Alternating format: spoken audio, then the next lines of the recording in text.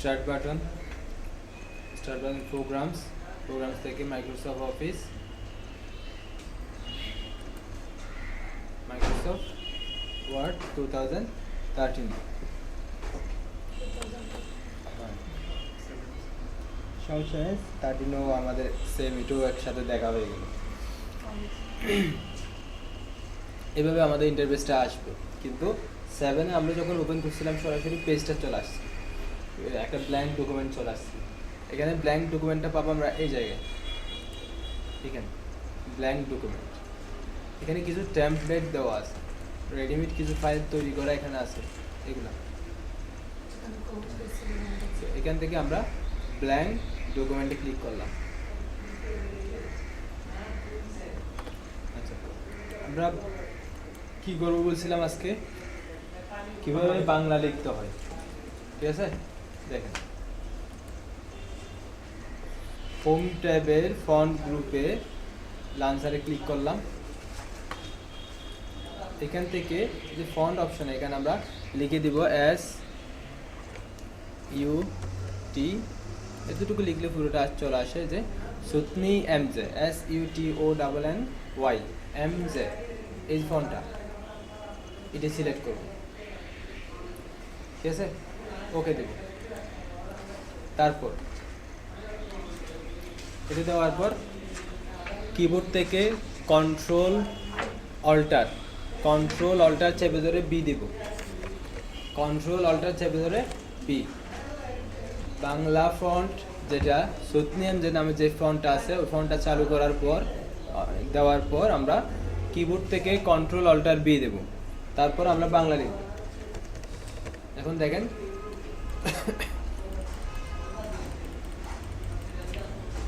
যেটা লিখতেছি ওটা আসতেছে। যদি আমরা কন্ট্রোল অল্টার বি না দিতাম তখনও বাংলা আসতো, কিন্তু উল্টা আসতো।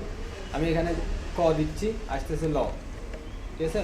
এখানে ব দিচ্ছি, আসতেছে ল, এভাবে আসবে। আপনারা যখন বাংলা ফন্টটা চেঞ্জ করে যখন লিখতে যাবেন কন্ট্রোল অল্টার বি ছাড়া, তখন এভাবে আসবে লেখাটা। এই জন্য আমাদের কী করতে হবে, কন্ট্রোল অল্টার বি। এখন আমরা শুদ্ধভাবে বাংলা লিখতে পারবো। আচ্ছা, এখন বি, বাংলাদেশের বি অথবা বাংলার বি, প্রথম যে ফার্স্ট লেটারটা এভাবে দিলাম। হ্যাঁ, এই যে এখানে আছে সুতনি, SUTONNY MJ। এটা দেওয়ার পর আমরা বাংলা লিখতে পারবো। এখন বাংলা লিখতে পারলো, আমাদের কিবোর্ডটা দেখেন, এখানে কিবোর্ডের মধ্যে সবগুলা কি বাংলা বর্ণমালাগুলো আছে, কিন্তু স্বরবর্ণ যেগুলো আছে ওগুলো আমাদের একটু লুকায়িত আছে। যেমন আমরা স্বরকার দিয়ে স্বরবর্ণগুলো দিব, স্বরকার, এই যে স্বরে সমান আকার, রশ্মি সমান রশ্মিকার, দীর্ঘ সমান দীর্ঘকার, এগুলা দিয়ে আমরা কি দিব, বাংলা যে স্বরবর্ণগুলো ওগুলা দিব। এখন দেখেন, আমি এখান থেকে অটা দিব, এটা উপরে আছে। উপরে থাকলে কোনো বর্ণ যদি উপরের বর্ণ দিতে চাই, কি দিতে হবে, শিফট চেপে ধরে ওই বর্ণটা দিতে হবে। এখানেও আমরা শিফট চেপে ধরে F দিলাম, কি আসছে? এরপর কিবোর্ডে দেখেন সরেয়ার সমান আকার, এখানে আকার আছে। আকারটা দিতে হলে আমাদের জাস্ট এমনি ক্লিক করলেই চলে আসতেছে আকারটা, কিন্তু আমরা দিতে চাই সরেয়া। সরেয়াটা দেওয়ার জন্য শিফট না, এখানে আমাদের এটা নিচে আছে, নিচে থাকলে শিফট ধরতে হবে না। যেহেতু এখানে আমাদের এগুলো স্বরবর্ণ, স্বরকার দেওয়া আছে, স্বরবর্ণ লিখতে হবে, সেহেতু আমাদের এই জিটা ক্লিক করতে হবে। জি হচ্ছে লিঙ্ক, আমরা জি ক্লিক করে F দিলাম, জিতে ক্লিক করে F দিলাম, আটা আসতো। এরপর জিতে ক্লিক করে ডি দিলাম, রস্যই। দীর্ঘই কোথায়, উপরে আছে, ডির উপরে দীর্ঘকার। জিতে ক্লিক করে শিফট চেপে ধরে যখন ডি দেব, দীর্ঘই আসবে। জিতে ক্লিক করে এস দিলাম, রস্য। জিতে ক্লিক করে শিফট চেপে ধরে এস দিলাম, দীর্ঘ। এখানে এটা দেখলে বুঝতে পারবেন, এফ এর মধ্যে জিটাকে আমরা লিঙ্ক বলি, যেহেতু আমরা স্বরবর্ণগুলা সবগুলা পাচ্ছি না, স্বরবর্ণগুলা স্বরকারের মধ্যে লুকায়িত আছে। তো ওই লুকায়িত বর্ণগুলো আমাদের বের করতে হলে জিটা দিতে হবে। এখানে দেখেন অটা আছে, অটা দেওয়ার জন্য আমাদের জি ইউজ করি নাই, শিফট চেপে ধরে জাস্ট এফে ক্লিক করছি, আমাদের স্বরেয়টা চলে আসছে।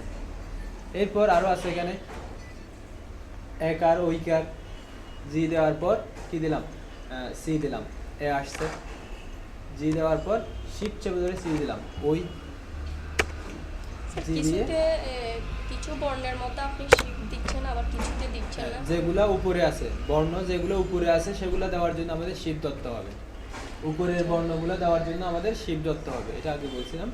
আমরা যদি যে কোনো বর্ণ উপরের একটা কিতে দুটো বাংলা বর্ণ থাকে, উপরেটা দেওয়ার জন্য শিফট ধরে দিতে হবে, আর নিচেটা দেওয়ার জন্য জাস্ট আমি ক্লিক করে আসবো। তবে এখানে আরেকটা কাজ করতে হচ্ছে, ওই যে বর্ণগুলো লুকায়িত আছে স্বরবর্ণগুলো, তার কারণে আমাদের কি দিতে হচ্ছে, জিটা প্রেস করতে হচ্ছে। ওই দিলাম, ও দেওয়ার জন্য আমরা এক্সে ক্লিক করলাম, আর ও দেওয়ার জন্য শিফট ধরে এক্সে ক্লিক করলাম, চলে আসছে। দিয়ে দিয়ে এখানে এতে কি আছে, রি আছে, রি দিয়ে এ দিলাম, রি আসছে। এগুলো এভাবে লিখতে হবে।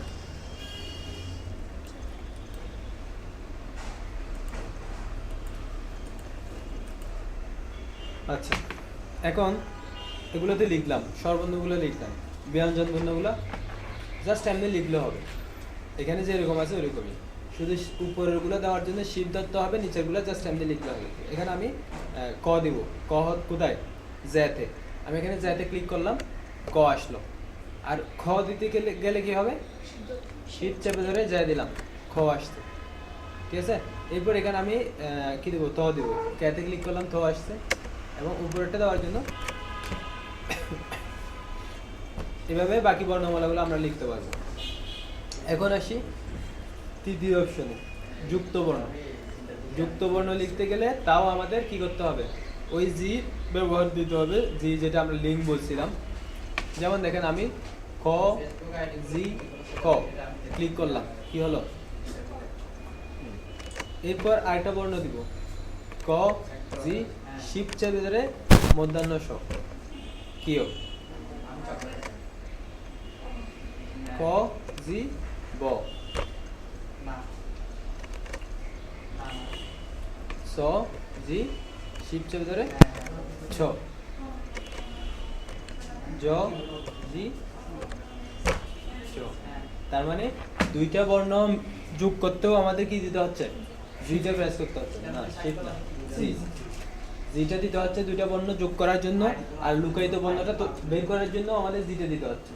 কিসের ক্ষেত্রে, স্বরবর্ণের ক্ষেত্রে।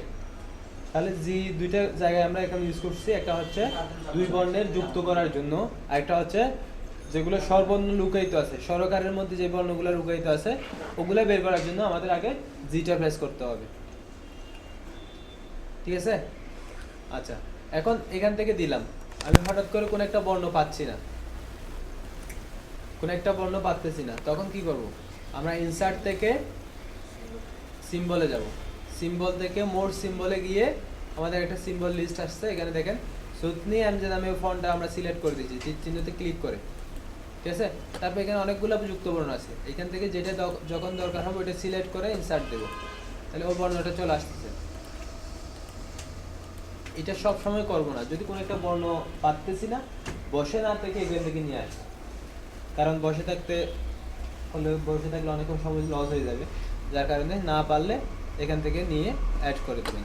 মূলত এটা হচ্ছে সিম্বলের একটা কি অপশন, এখান থেকে আমরা বিভিন্ন সিম্বল ইউজ করে থাকি, এই ধরনের বিভিন্ন সিম্বল আমরা নিয়ে আসি এখান থেকে। তো এখানে যুক্ত বর্ণের ওই সিম্বলগুলো আছে যেগুলো আমরা চাই, স্বরবর্ণ স্বরবর্ণ আছে, ব্যঞ্জন বর্ণ আছে, সবগুলো আছে। আচ্ছা, এখন তো পারবেন কিভাবে বাংলা লিখতে হয়। আবার ইংরেজিতে যদি এখন ফিরে যেতে হয় কি করতে হবে, হোমে যেতে হবে, লান্সারে যেতে হবে। প্রথমে আমরা লান্সার থেকে দেখালাম, এবার আরো সহজভাবে দেখাচ্ছি। এখানে ফন্ট যেটা আছে, এখানে তীর চিহ্নতে ক্লিক করতেছি, তীর চিহ্নতে ক্লিক করে দেখেন এখানে একটা কি আছে, সিম্বল আছে। সিম্বলটা আমরা এখান থেকে একটু দেখে নিতে পারি, লান্সারে গিয়ে